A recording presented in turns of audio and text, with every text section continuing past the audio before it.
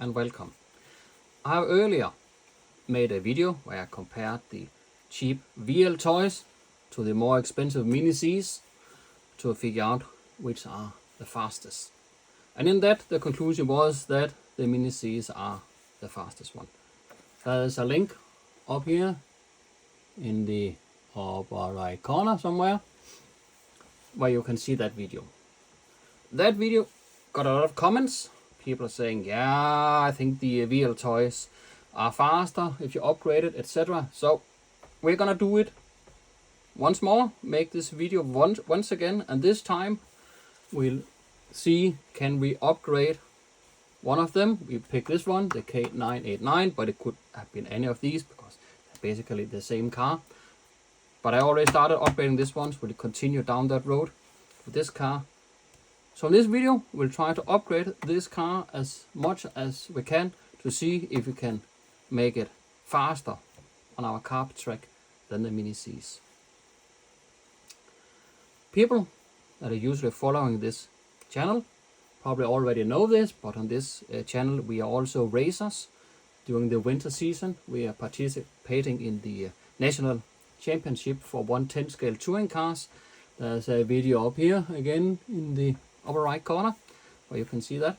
There's a link to one of the last races we participated. So we do know stuff about setting up cars and racing, etc. So that's the knowledge we're going to use in this video to see how fast we can make this car. Let's take the cars we're not using this video away.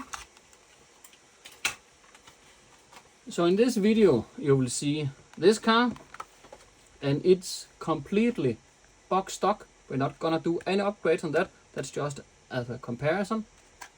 And then this one, the K989, which we have upgraded a lot.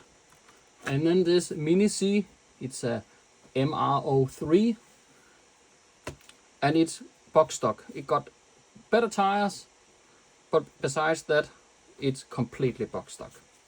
So let's have a look at the upgrades we have made. Let's move these cars away. The first thing we did was that we have freed up the drivetrain. There's a video up here about that.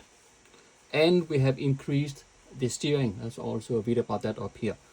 We've done the same upgrades on this car too. That's the only upgrade this car has, just these two fixes. Another upgrade we made on this car is we have replaced the radio, because the stock radio, especially on the K989, is not a good radio. On this car and this one, you get a better radio. In the original video we made up here, there's a link to that one, we upgraded the radio. We used this one, the FlySky GT3B, which is a good radio. If I did that video again, I would probably choose a radio like this instead, the Dumbo DDF 350. But in this video, we're going the full mile. We're using this radio. This is a Sanwa M17, and it's probably the best radio you can get. It's very expensive. This radio costs almost $600. So that's like 10 times as much as this car. So it does not make, in my mind, any sense to use this expensive radio on such a cheap car. But we already have this radio because we are racers, and this is the radio we use for 110 scale cars. Another upgrade we have made is that I have cleaned up the car as much as I can to get the center of gravity as low as possible. As you can see, I have now mounted the ESC on the side, the same with the receiver. I have also removed the preload springs here to get the car lower to the ground. You can see if you compare it to this car here, you can see it sits much lower to the ground. This still has the preloads. And in order to do that, I had to cut away quite a lot of the lower part of the body so it didn't hit the car, but you can see it's much lower. Just this one, that actually fixed the issues we had with traction rolling when we are going too fast on the track. For those that don't know, traction rolling is when you simply is just going full speed around a corner and without hitting any curbs or anything, the car flips over. We call that a traction roll. Regarding the front differential, we have a video up here where we experimented with adding a locked diff in the front and actually found it was faster in that situation. But with this track layout we have now, we did some experiments and we found that it was actually faster having a open diff in the front with some added grease like we did in the rear. That works the best for us. What works best for you depends on where you're racing and how much traction do you have. So depending on your traction condition and do you have small narrow bends or big sweepers, it might be either best with an open diff or closed diff. You can try to experiment. It depends on your situation. Or you could do here, add some grease, because then you can adjust a little more. If you add a thicker and more sticky grease, it works more like a closed diff, or you have thinner grease, it works more than an open. So that's where you can sit and experiment. I have seen you can also buy some metal differentials on Banggood and AliExpress, etc. And they get mixed reviews. So you could also buy one of those and experiment with those, but I don't like that kind of diff. It's not a real oil differential, so I prefer using the stock differential. Just experiment different kinds of grease and different amount of grease. More grease also makes it more like a closed diff. Another upgrade we did was that we used tire saws or grip that we put on the wheels. We have a video up here where we do some tests on that. That actually also gives more speed. We didn't do that on the other car. This car runs without tire saws, but this one runs with the tire saws on. Some other upgrades. When we race using the M17, not only is it a much better radio, that is much faster, but I also have a ton load of settings. So we played around with the settings to find the optimal place for this car. Adjusted throttle, adjusted steering, adjusted brake, etc. to get what we felt was the best for our track. That's something you can do with the more advanced radio. You can also do that on these two radios. You just have more options on the sender, plus it's faster. I have cleaned the track, I have vacuumed the track, and I've added these chicanes, as you can see here.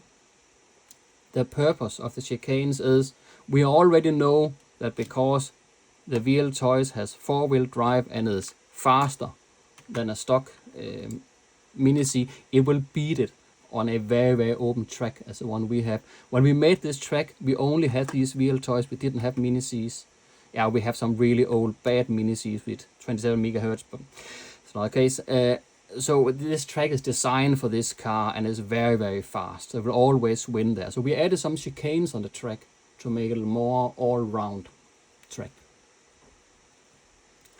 Yeah, so the only thing we need to go racing is a driver. Let's see if we can find one. Okay, all we need now is a really skilled driver. Let's see what we can find. Let's look in here. Yeah, he's not bad, but we need something faster. Let's have a look in here.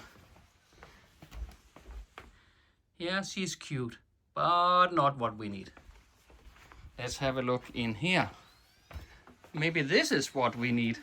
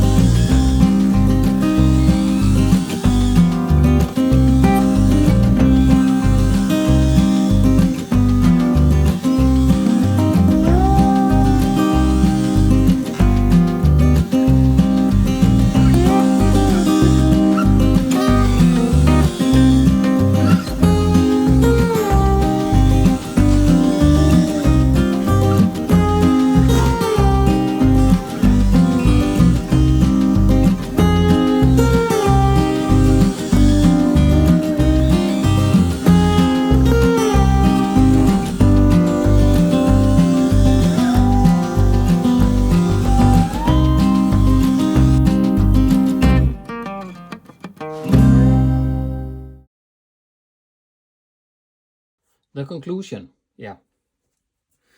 On our track, the Mini-Z is still faster than the fully upgraded WLToys.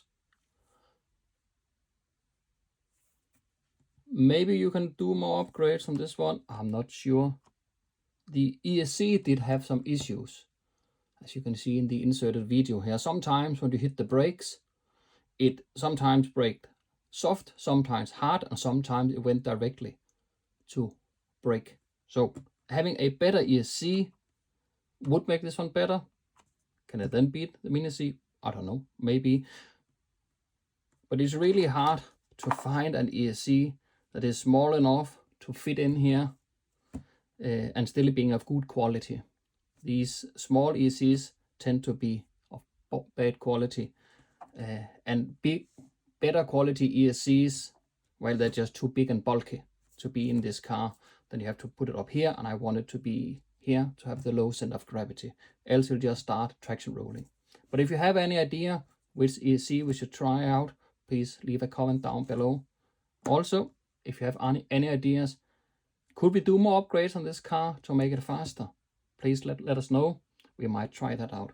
I know you can buy a ton of aluminum upgrades on this car, but I'm not sure that will make the car drive any better. It will just make it heavier. If we look at this car, this is a professional race car. This is one of the cars we race. If you look at that, there's no aluminum anywhere on this car. It's plastic and carbon fiber, and yeah, the bottom plate is aluminum. That's the only thing. So no, we are not using aluminum on race cars. Maybe if we upgraded the links here so we can adjust the toe on the car, maybe giving it more toe out will give a little more steering, and also here replacing the camber links so we could adjust the camber. So it could be an option. Maybe we'll try that. But remember, the Mini-Z is completely stock, and that one can be upgraded a lot. On a tight track, the Mini-Z will always win. On a large track where you drive fast, the WLToys has an advantage simply because it's faster. It has a higher top speed. But again, you could upgrade the Mini-Z to have just the same top speed, and I'm pretty sure the Mini-Z would beat it anytime if you did that. With the upgrades we have made on the WLToys, it actually get around the same price as a box stock Mini-Z. Of course, if you have the Senva M17 radio, it's much more expensive, but you could use a less expensive radio like the Dumbo DDF 350, and then the price of this one will be around the same as for the Mini-Z. So if you're out for a budget racer, yeah, use this one as stock or buy the Mini-Z. I'm not just sure the upgrade path is a good way to go. But, and here comes one of the things, when we did the take this video, you could just make 10 perfect laps with the K989, but making just 3 or 4 good laps in a row was actually pretty hard with the Mini-Z when you are pushing it so much as we're doing here to make it as fast as possible. And also, the Mini-Z is actually more fun to drive. It's easier to drive. So I think this one with a better ESC without the braking issues, in the hand of a pro driver as we used here, I think the Mini-Z will still beat it. But in the hands of an average driver, yeah, maybe the WLToys will actually be the fastest one. Let us know down in the comment if you can get a better ESC, and we'll try that and see if that solves the problem. Also, we have links ordered. We will try to add later to see if we can play around, give this car a little more steering. That's what it needs to beat the Mini-Z in the corners. So yeah, thanks for watching. If you have any comments, please put down below. See if we can make the WLToys finally beat the Mini-Z. See you next time.